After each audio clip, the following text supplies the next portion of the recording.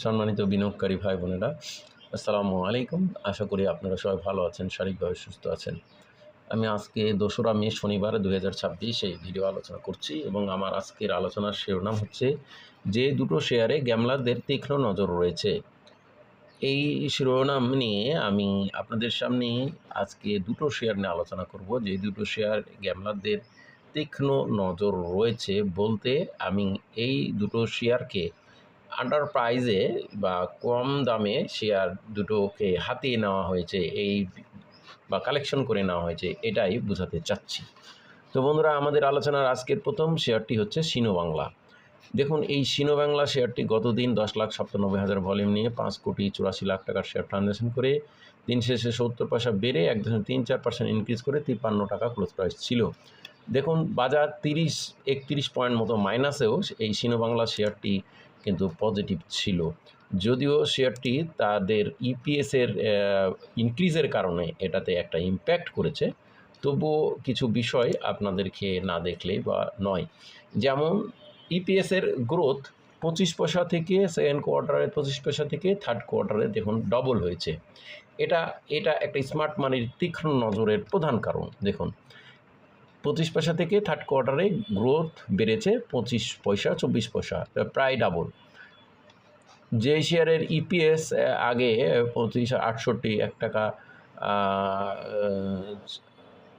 40 1 টাকা 38 পয়সা মতো ছিল, সেখান থেকে ইপিএস এখন 1 টাকা 43 পয়সা। 75 এবং 25 আর 23 এখানে 58 পয়সা।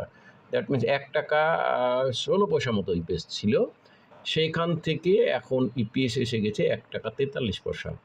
তো এখানে হিউজ ইনক্রিজ করেছে, যেহেতু থার্ড কোয়ার্টারে ডাবল গ্রোথ হয়েছে। এটা একটা অসাধারণ ব্যাপার।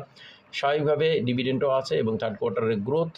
এবং এই শেয়ারটির উল্লেখযোগ্য বড় বিষয় হলো, দেখুন 48, 49, 50 এই লেভেলে শেয়ারটি অনেক দিন ধরে 49, 50, 48, 49, 50 এই লেভেলে কিন্তু অনেক দিন ধরে শেয়ারটি অ্যাকুমুলেশন বা কালেকশন হচ্ছে বা একই লেভেলে উঠানামা করেছে।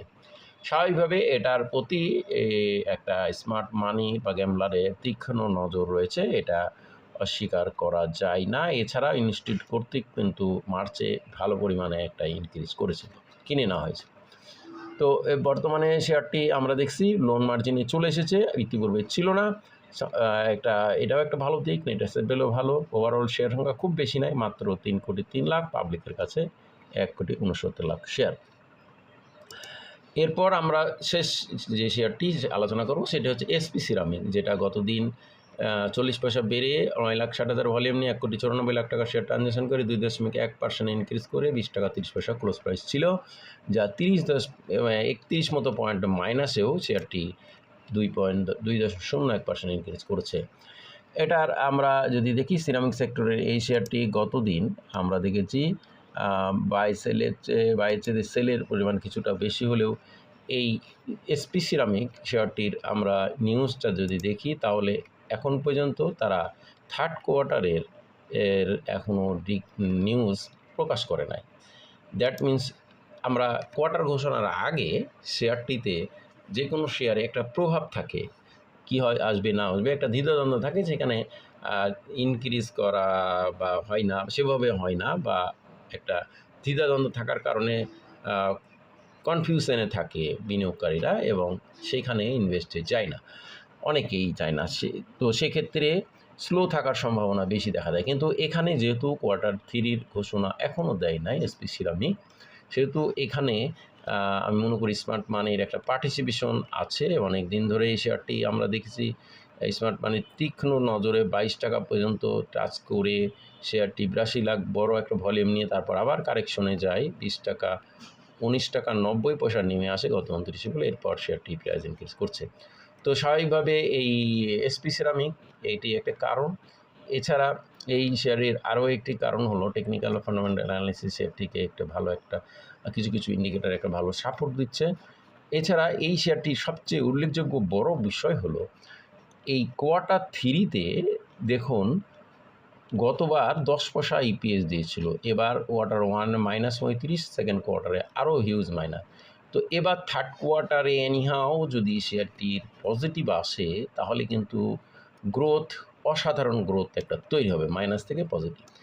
যেহেতু এখনও দেয় নাই, সেহেতু এখানে একটা এই ডিভিডেন্ড কোয়ার্টার 3 ঘোষণার আগে একটা বড় ভালো একটা রোল প্লে করার সম্ভাবনাকে কিন্তু উড়িয়ে দেওয়া যাবে না। তো এখন এই শেয়ারটি আমাদের ক্ষেত্রে যে 22 টাকা, এটা কিন্তু ক্রসের অপেক্ষায় রয়েছে। 22 এইটা যদি ক্রস করে নতুন ভ্যালু করতে পারে ক্লোজ ভ্যালু, তাহলে কিন্তু শেয়ারটি পুনরায় একটা বড় ধরনের সম্ভাবনা উড়িয়ে দেওয়া যাবে না। স্বাভাবিকভাবে এটাতেও একটা স্মার্ট মানির বা গ্যামলাদের তীক্ষ্ণ নজর আমরা দেখতে পাচ্ছি। তো বন্ধুরা, আমাদের আজকের আলোচনাকৃত যে দুটো শেয়ার এসপি সিরামিক এবং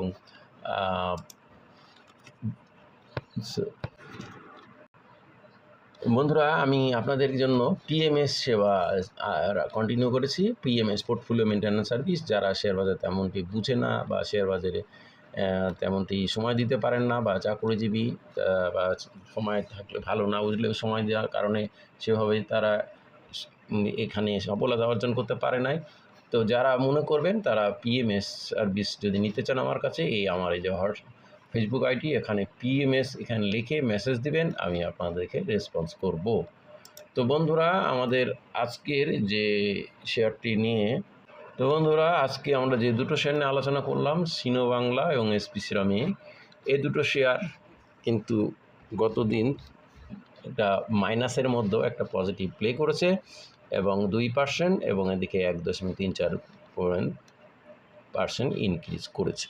তো সেক্ষেত্রে স্বাভাবিকভাবে শেয়ারটার প্রতি একটা ঝোঁক স্মার্ট মানির আছে বা গ্যামলারদেরও আছে। আমি যৌক্তিক কারণগুলো দেখালাম। তো আমার এই আলোচনা কাউকে বাই বা সেল করা, প্রমোট করা, উৎসাহিত প্রলোভ বা নিশ্চিত করার উদ্দেশ্য নয়, শুধুমাত্র শেয়ারগুলো অবস্থান জানানো বোঝানো ধারাবাহিক আলোচনার অংশ হিসেবে আলোচনা। এই আলোচনা দেখে বাই সেল করবেন না, যে বুঝে নিজ সিদ্ধান্ত নেবেন। ধন্যবাদ। আজকের মতো এখানেই শেষ করছি। সকলকে আল্লাহ স্বাভাবিক সুস্থ রাখুন, ভালো রাখুন এই কামনায়। আসসালামু আলাইকুম।